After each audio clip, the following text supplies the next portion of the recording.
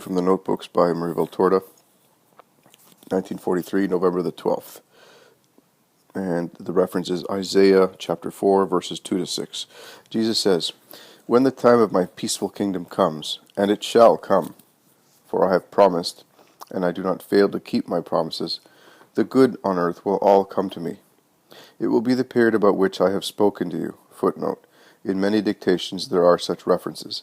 There is mention of this spontaneous separation, for instance, on August 21st, August 22nd, and October 28th. The period when the Spirit will have reached that evolution whereby you will spontaneously separate into two parts. Those living outside the Spirit will lie in their darkness, waiting to be the militia for the Prince of Evil.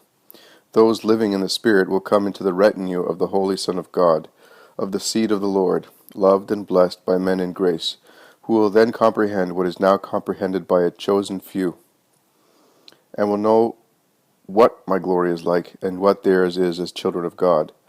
I will assemble my saints, for whoever loves me and follows in obedience and fidelity is a saint. I will assemble them from the four corners of the earth, and because of their love, I will forgive the iniquity of men. The goodness of the saints will extinguish the sternness of justice, and my love and that of the saints will cleanse the earth with its fire. The earth, reconciled with itself and with God, will be like a great altar, and on this altar the Master will instruct men in the exact knowledge of truth, so that the good will not waver when Satan, furious at seeing Christ adored by mankind, unbridles himself for the final battle. A struggle of spirit against spirit, over against my spiritual kingdom and my instruction. Satan will set his satanic war on spirits to corrupt as many of them as he can, the weakest ones, and from his reserves, from his fortresses, where there are to be found those who have remained faithful to the beast, even after the defeat of the beast and his minister, he will draw the agents of seduction to ruin God's work for the last time, the ruin of which began at the foot of the tree of good and evil. The satanic epoch will be 3 times fiercer than the anti-Christian epoch, but it will be brief, because for those living in that hour, the whole triumphant church amidst the lights of heaven will pray. The church in purgatory amidst the purgative flames of love will pray, and the militant church with the blood of the last martyrs will pray. Those will be saved who, while Satan's darkness, heat, storms, and lightning bolts upset the world, are able to remain under the shelter of the tabernacle from which every strength issues forth. For I am the strength of the living, and whoever feeds on me with faith and love becomes one with my strength. And there will be few of these saved ones, for after centuries and centuries of my love for man, man has not learned to love. But no one can accuse me if he or she is lost. Footnote. On this line the writer adds in pencil a reference to Isaiah chapter 5 verses 1 to 29.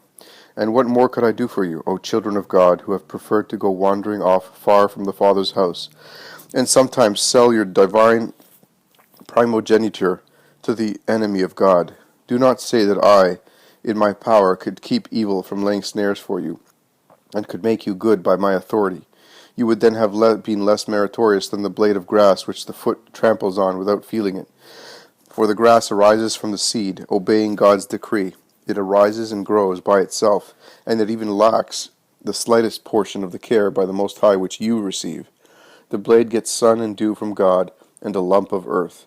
You have the intellect to guide you, grace to illuminate you, the law to govern you, me as your master, and my blood for your salvation. I have given you everything, and you have given me so little, less and less. With the patience of God I have taken care of you, and you have always rebelled against me. The least blameworthy were always the indolent. You have always been afraid to do too much for your God, who has done everything for you. This is why punishments come to you. They are a further call of love, to convince you that a God exists, and that the other gods that you serve with the faithfulness which you deny me cannot give you anything but deceitful promises and certain evil. From punishment to punishment, increased in the measure in which you increase idolatry and fornication, I arrive at the great punishments, and this is one of them, whereby no longer a row of my vineyard, but the whole vineyard is opened and invaded, devastated and overturned by the one whom you serve, and whom I allow to convince you of his deathly gifts. For this reason I say to you, Come to God. Call God with truth in your thought and heart, and God will appear on the blood-stained horizon, and Satan, the torturer, will flee, leaving you free. But you do not call God. It is enough for you to think about making the common evil an individual good, to increase your wealth, appropriate higher and higher powers, enjoy and enjoy. You do not care about those suffering, the best ones, even less about God. Indeed, you rise up to the challenge, daring to call him, O blasphemers, to ratify your satanic thought and acts. You challenge him to show himself, for you tell yourselves, God does not exist. We are God. Satan is already heaping up infernal coals upon your accursed tongues and your souls that have been sold, and I set them afire with my fury. I curse you from this very moment, serpents in the guise of man.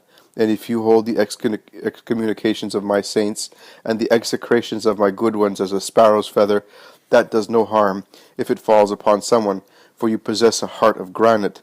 My curse will penetrate to bring you torment, because I am the one who opens valleys, splits mountains, separates seas, and shakes the earth with the will of my thought.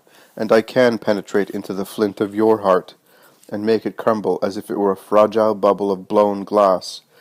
Profaners, liars, wicked ones, be accursed for all the evil you do, for all the souls that you cast into despair over God's goodness, that you corrupt by your example, and that you steal from me by ruining them every day and in every way.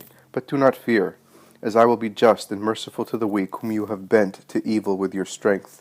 I will be equally just and inexorable with you, beginning on this earth. Your power, your stolen riches, is distilled from the pains of thousands of men, will vanish from your hands like the smoke of straw which is burnt, because it is too dirty to be kept. Nor will there be any effective defense for you that have overstepped all limits. Let whoever has ears for understanding understand. The hand stained with blood is not to be extended against the whiteness of the Holy One who speaks in the name of the Holy of Holies, or against the sanctuary, which is more elect than the temple of Jerusalem. For if foundations were baptized, even before they were begun, by the blood of my heroes, and its stones have received as the dew the purple lavacres of countless martyrs, in it, footnote, at the foot of the page, on a typewritten copy, the writer adds, Rome, for all of Rome is a sanctuary, because it has been impregnated with the blood and the virtues of the first Christians. In it is the bed where the flesh of my chosen stone rests, waiting to rise again alongside his master. And I swear to you that this place is much holier than the temple of Solomon was. And what happened to all those who challenged the glory of God shall happen to the profaners of this place, which is already paradise. Understand the reason why.